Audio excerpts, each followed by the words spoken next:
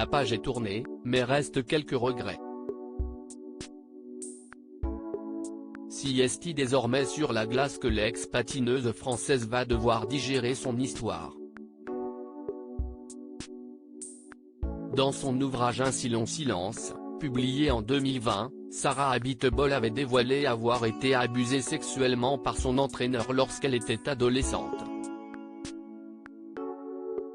Gilles Beyer, celui qu'elle accuse, est décédé le 19 janvier dernier, des suites d'une maladie, bien avant un éventuel procès.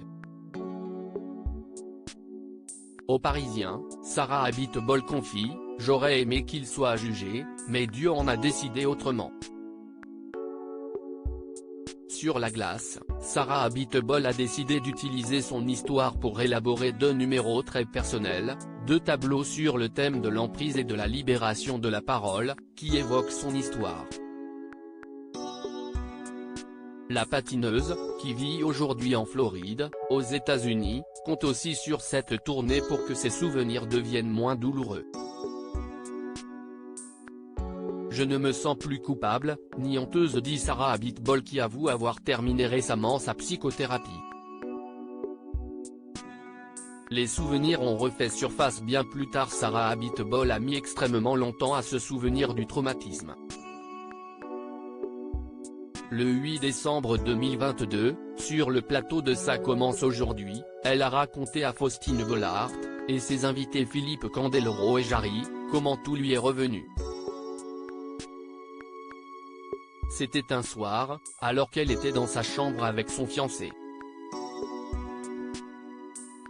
L'auteur de Un si long silence, édition Plomb, explique alors que son compagnon avait détecté quelque chose qui n'allait pas. Il lui a demandé de se confier à lui. Et un soir, lance-t-elle, on était dans la chambre tous les deux, il m'a mis la main sur l'épaule et il m'a dit Sarah, il faut que tu me dises. Il y a quelque chose, je pense, de très grave qui t'est arrivé dans ton enfance et il faut que tu me parles.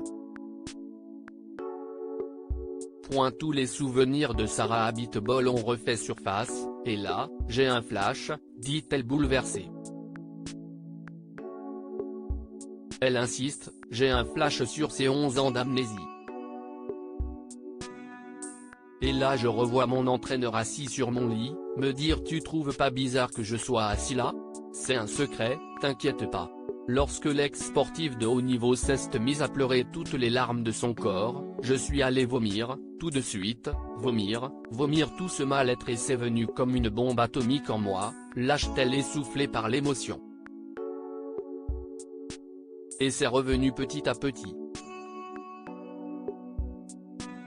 Crédit photo, JB Tissier panoramique.